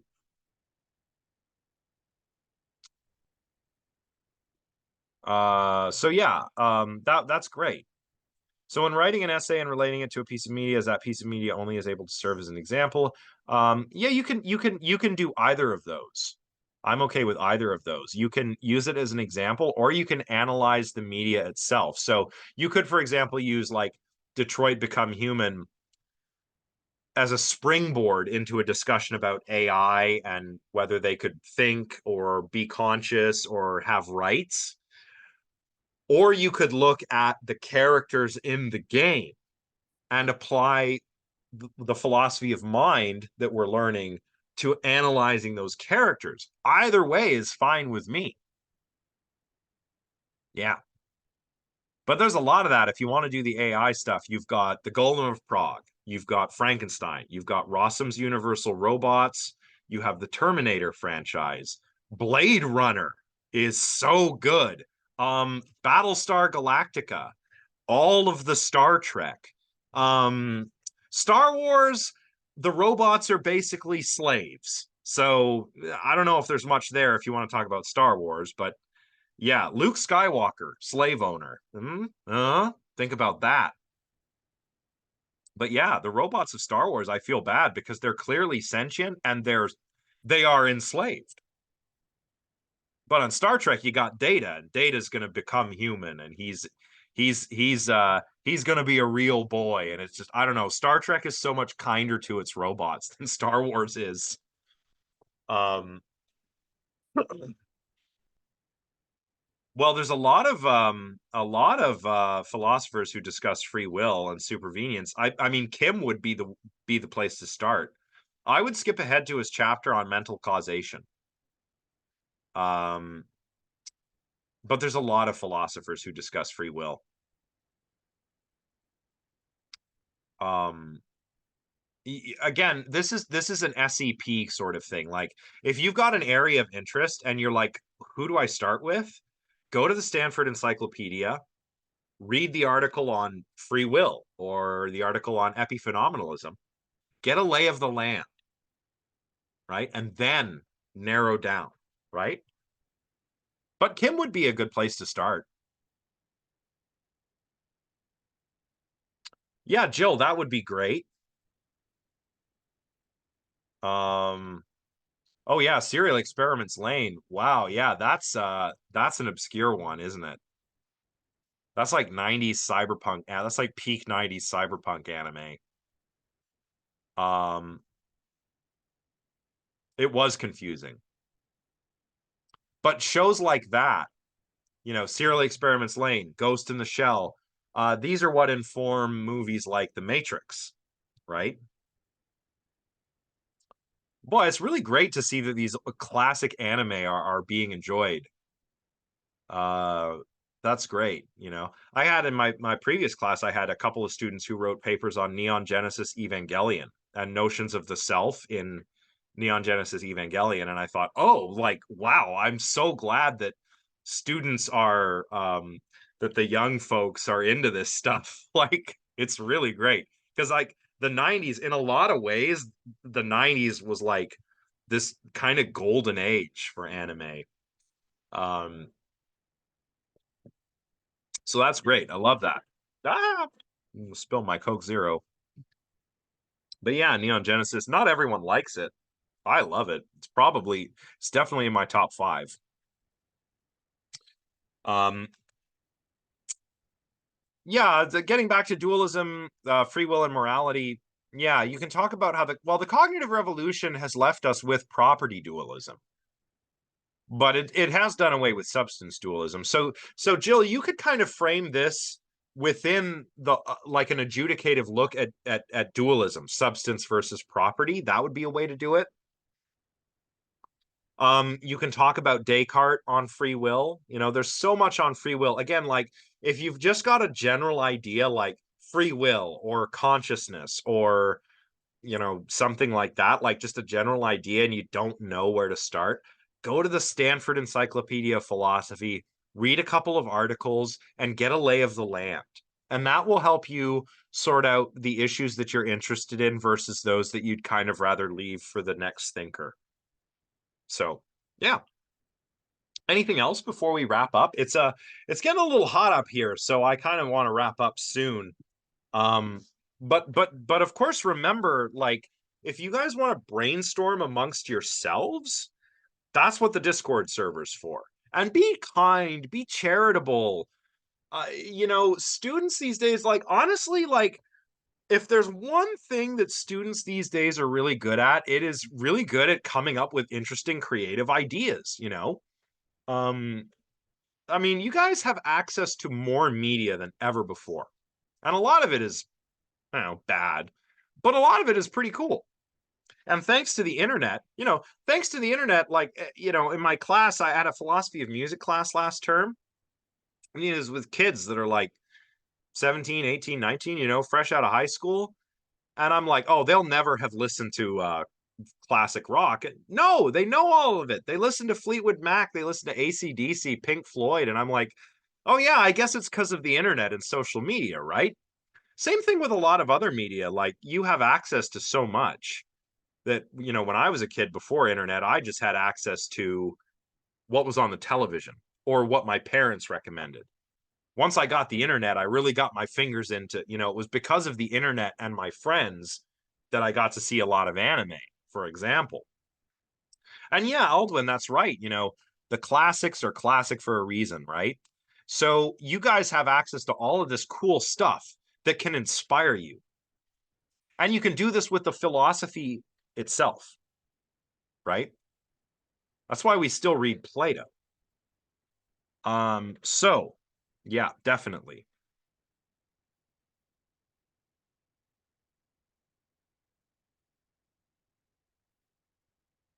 Yeah.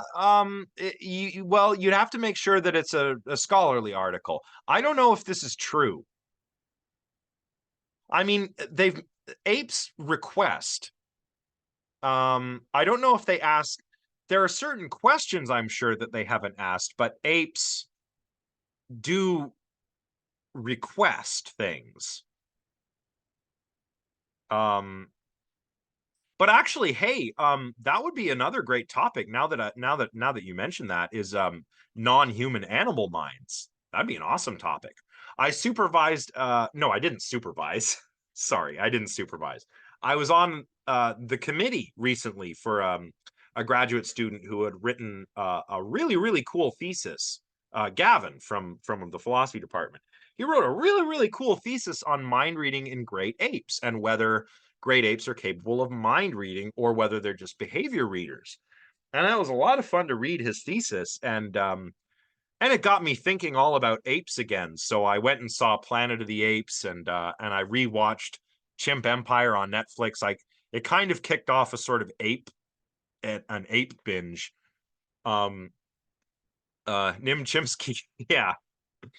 After Noam Chomsky, that's right. So if you want to talk about non-human animal cognition, that'd be awesome. Because you could talk about apes, but you can also talk about elephants, cetaceans, so whales and dolphins, and birds, of course. Birds, especially corvids and parrots. Those two are super smart. There's Alex the African gray, Einstein. Ravens are the smartest birds of all. New Caledonian crows, they like to use tools, right? Um, so yeah, non-human animal cognition, uh, excellent topic. Anything else? Anything else before we wrap up?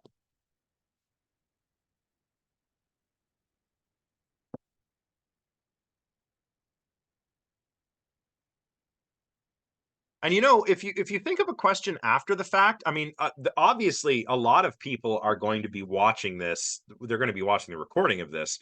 So I just want to say, if you're watching this now and you think of a question later, absolutely, you can email me, and I'll try my best to address your question.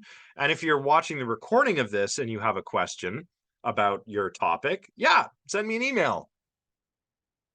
Otherwise, I do believe that is all. So last call, any questions? If not, we'll wrap it up.